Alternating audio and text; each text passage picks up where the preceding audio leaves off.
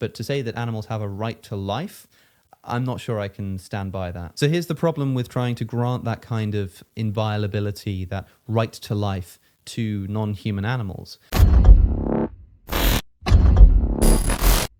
Hey, what is up, guys? So we have a rather interesting video today where I'm going to be responding to Cosmic Skeptic, who is someone that I very much enjoy watching. He's probably one of my favorite, skeptic YouTubers, partially because he's a vegan, of course, but also because of his content within the, skeptic sphere, or whatever you want to call it. Now, he recently dropped a video that was titled something along the lines of, should animals be given the right to life, or should animals have the right to life? And you'll find that he basically concluded that it probably isn't a good idea to give animals the right to life. He even put in the thumbnail the text, probably not, like, in answering the question. And there were some problems I had with the video. I was honestly confused at many different points. I definitely didn't agree with the fundamental conclusion of the video. So we're just gonna go through it and see what I disagree with. And before I go on, I just want to say that I have, pre-watched this video, but I'm going to be reacting to it as if, it's my first time watching it, just so you can see like how my confusion came about in real time. The questioner asks about the best argument for an animal's right to life.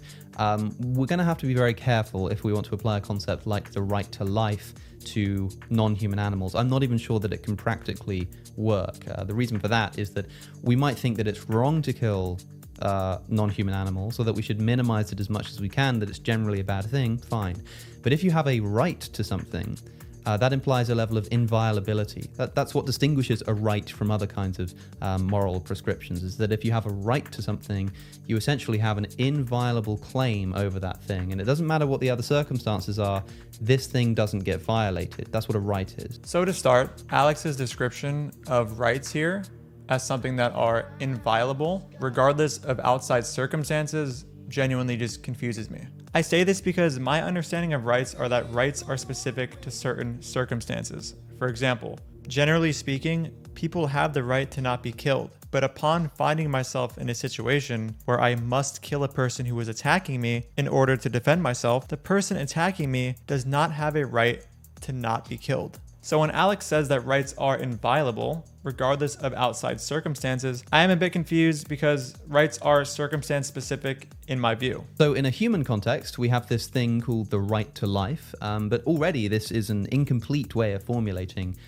this right. Because if we do have some kind of inviolable claim over something, it's not as simple as life, right? Because I have a right to life, but if I intentionally threaten your life, and the only way you can stop me is to kill me, then presuming that I'm not justified in threatening your life, you're able to kill me, right? But if I have a right to life, doesn't that mean I have an inviolable claim to my life that you can never violate, no matter the circumstances?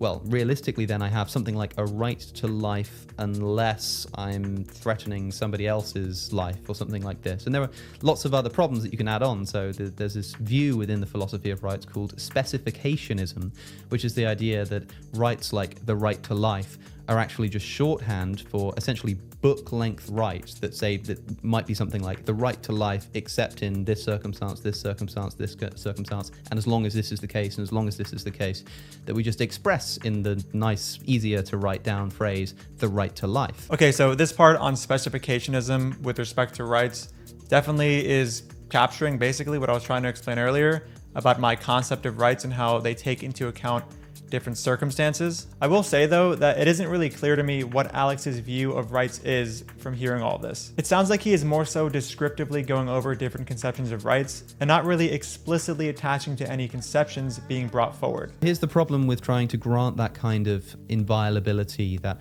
right to life, to non-human animals. As things currently stand, and this might not be the case in principle, I'm not really sure, I wouldn't want to say either way, but certainly in practice, it is currently impossible, it's not possible, to avoid killing animals in the production of food for human sustenance, right? Now, of course, we can eat plants, but do bear in mind that growing plants, all plant-based agriculture involves animal death, not just from pesticides and habitat destruction, but also like the effect of transporting food, the environmental costs, all of this kind of stuff.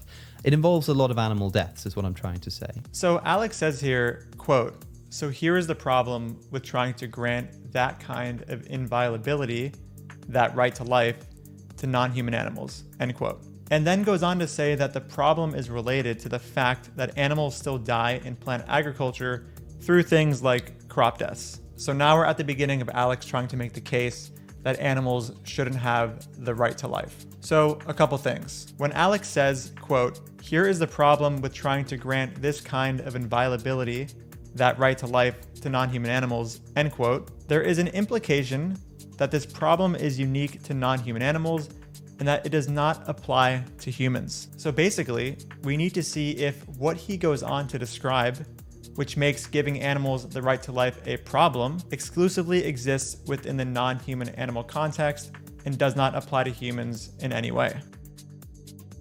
I can only assume he is operating outside of the specificationist model of rights he just went over before. And if he is doing this, well, how can we say humans should have the right to life if we also violate the human right to life with outside circumstances like self-defense, defense of your property, and humans dying as a consequence of industry accidents? It very well is the case that the right to life for humans and non-human animals are violated. And if this is the criteria to Alex, which makes giving animals the right to life a problem, then he should also have a problem with giving humans the right to life. Now, operating under the specificationist kind of definition for rights, where rights are given based on specific conditions, you could make the case that it isn't a rights violation to kill animals who are attacking your property or means of food production, which is what happens in plant agriculture. This is very similar to how we say humans have the right to not be killed so long as condition X is met. Condition X can be defined as not going on a killing spree, just to make this concept very clear. So if a human is going on a killing spree, it is not a rights violation to kill them. Hence, their rights have not been violated, and hence humans can still have a specificationist right to life. And this exact concept applies to animals as well. So just to summarize, under the inviolability kind of right to life concept Alex mentioned before, both humans and animals cannot be given rights to life because the reason Alex gave for finding it a problem to give non-human animals the right to life also exists in the case of humans. And under a specificationist concept of rights, it is very well possible to give non-human animals a specificationist right to life in the same way that we give them to humans. Here's the problem. Think of human rights, like the right to life in a human context. If the only way that I could get food in order to stop myself from starving was to go and kill another person, legally or morally, I don't think this can be justified. There might be some ethical theories, certainly like egoism, almost certainly would say so. But I think most people's, at least their ethical intuitions, would say that I don't get to go and murder somebody because it's the only way to feed me. Even if it means I starve, that doesn't mean I have the right to go and take someone else's life. Why?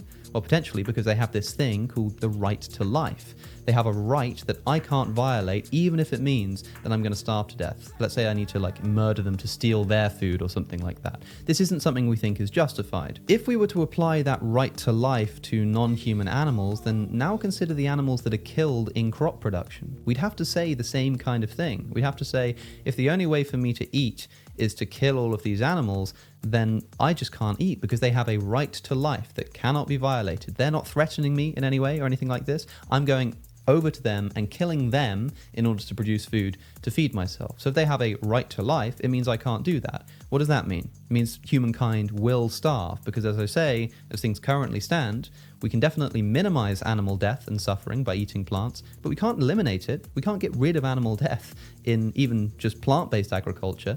So if they had this right to life in the same way that humans do, we'd be in big trouble. So Alex is trying to analogize going and killing your neighbor to steal their food because you're starving with killing animals who are attacking your property. He even characterized the animals who are literally attacking your crops in crop production as not threatening you in any way. They're not threatening me in any way or anything like this. I'm going over to them and killing them in order to produce food to feed myself. But this is just a clear disanalogy, considering the fact that animals killed in crop production are actually threatening food production by literally attacking it. With this distinction and with a specificationist model of rights, again, one can view killing out of defense of your property as not a rights violation, just like we do in the case of humans. So I don't really think it's probably a helpful thing to do to argue that animals have a right to life, certainly not in the way that humans do. I think it's better to say something like they have a right to avoid or to not have inflicted upon them unnecessary or wanton suffering. I think that's a much easier position to defend and would be consistent with our views regarding human beings. But to say that animals have a right to life, I'm not sure I can stand by that. Yeah, I mean, I'm just gonna have to repeat myself here. Humans and non-human animals both die as a result of self-defense, property defense, and accidental industry deaths. And for some reason, Alex is viewing these kinds of deaths as exclusive to non-human animals and a reason to disqualify animals from having a right to life.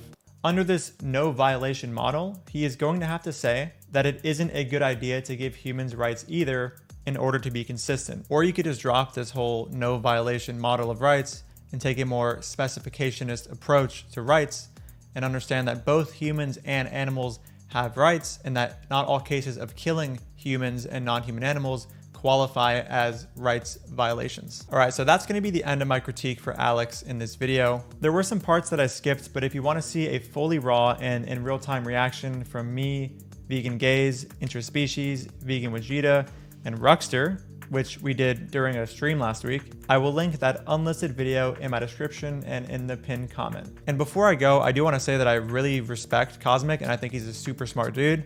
And maybe he just hasn't thought too much about this. Maybe he's unaware of some of these, points about humans and animals both dying in the same way. And who knows, maybe I got something wrong here. So if you have any comments or think I may have misinterpreted certain things from Alex in this video, please let me know in the comments below. And also just give your general thoughts on this topic because I think it's fairly interesting as well. Thank you so much for watching, guys, and I'll see you in the next video. Dude, even vegans don't get your weird, stupid wannabe sense of irony here. Who is your audience?